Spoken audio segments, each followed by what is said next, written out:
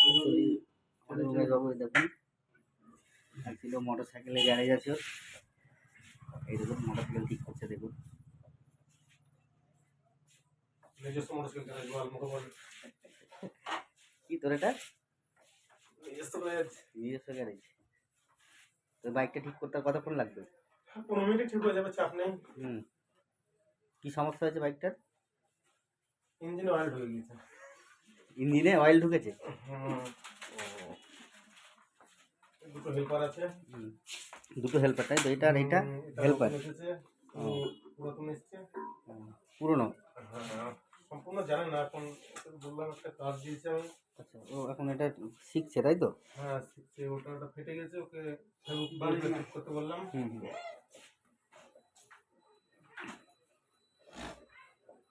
তো আপনি এখন অবধি কি কি মডেলের আর কি কি কোম্পানির বাইক ঠিক করেছেন?